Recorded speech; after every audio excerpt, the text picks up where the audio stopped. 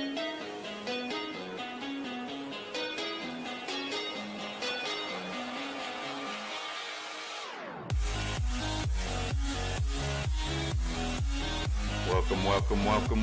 ladies and gentlemen.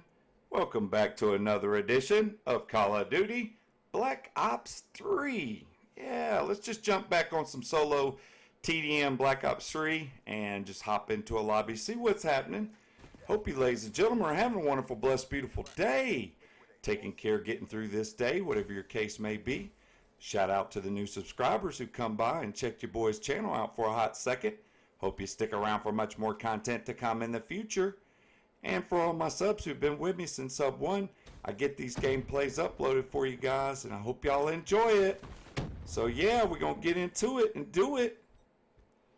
Yeah, using the Razorback, of course. I'm kind of one of those people that, stuck on finding a weapon and just kind of, I'm stuck to this weapon. This weapon is what I'm using, and this is how I play. And I mean, it just works really well with my play style as far as like Black Ops 3 goes. I don't know what weapons is my favorite. I mean, I do like the Spitfire in Black Ops 4, but I don't know what my favorite weapon is. Like, by all means, this weapon here, I think I've got like 76 or 77,000 kills with the Razorback.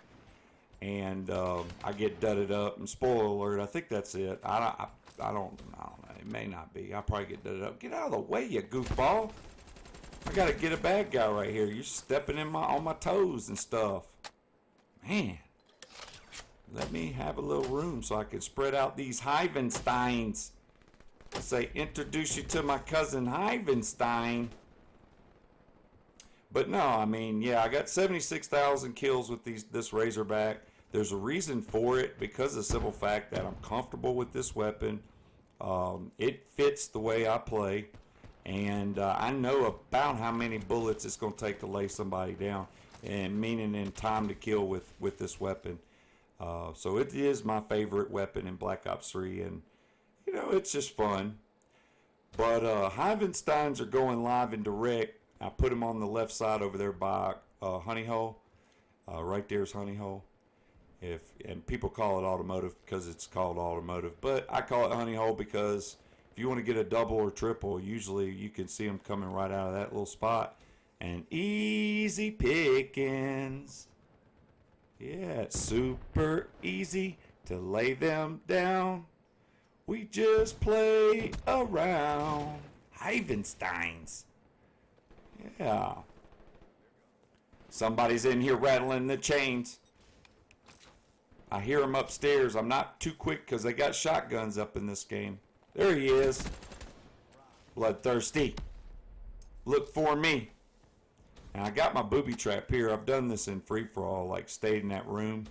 But I like to play the outside and the back area of Grandma's house. I used to, when the game was earlier on, I would stay in Grandma's house and just keep constantly putting shock charges and trip mines all over the place inside it. And of course the enemy would always try to come back. But, it was just something fun to do. Now when you spread these hives out like this, guys, gotta understand the first batch that I laid down, most of them have disappeared, or because there's only so many allowed on the map. I always thought that it was just infinite amount of hives as long as you stayed alive, but that is not the case. I mean, I think you're only allowed 6 to 7 of those boogers on the ground at one time, and so if you have 4 or 5 of them out before you go to shoot them, 2 or 3 of them are going to disappear on you, whether somebody got killed by it or they did it like that. So Century Wraith and Wraps is what we're using as far as score streaks, and they're very effective. Just a simple, easy gameplay. Nothing's too hectic or stressful. Just kind of chilling in the back, not really participating on what's going on in the middle, because the middle is where you get dudded up, in my opinion. But if you're Mark a J or K3 or Swag or heck even there's a bunch of them, but those guys can stay in the middle all day long. I mean, no problem. But this guy here, oh yeah, I gotta kind of duck and hide. I'm not even trying to front on that. That's just my play style and how I like to play the game. You know, I'm kind of a peekaboo. I see you, that kind of player, more or less. Pivoting back and forth, just in the back of grandma's, waiting for, really watching the spawns, because where they're going to spawn is either behind this silo, and you can see right there, to the right of this railroad iron, right over here behind that little round dome there, they'll spawn right there. So if my raps flip the spawn, or my wraith, they're going to spawn behind me. If I push up towards, like, let's say front of grandma's, they'll spawn right behind me and I'll get shot in the back. Now people say, well, this is not a good way to play. It is a good way to play if you're trying to stay alive. If you're just running around and trading deaths and kills, I understand. Go to the middle of the map, go to the middle of the map, go to the middle of the map. And I don't care what map it is, just go to the middle of it and you will trade kills to the end of time, right? But if you play the outer edge and you kind of hold back a little bit, you don't have to hold back as hard as I do. But see here, now I'm getting brave. I'm pushing up in front of grandma's house. Meanwhile, behind silos right here, they can spawn, and way to the right of where I'm at over here. So I'm going to lay a little batch of hives over here to the right, because this is where they will spawn in. One over there for good sakes, and one up against the house.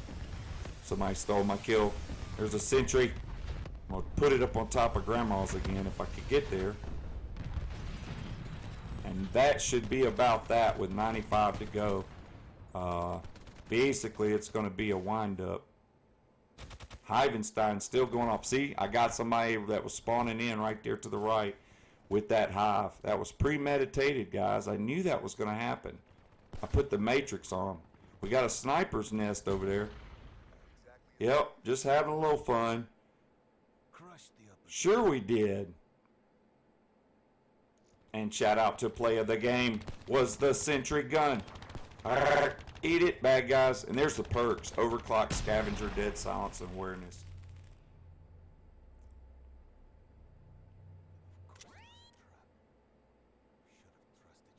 You should have. You really should have. See, I threw the trip mine to let them know it's coming. Thumbs up if you made it to the end of the video. It's always appreciated. I will be bringing you much, much more. But until that time, I appreciate it. And thank you for everybody for the support. This means my time's up. And until next time, I will be bringing you more. I'm on time, guys. And I'm out.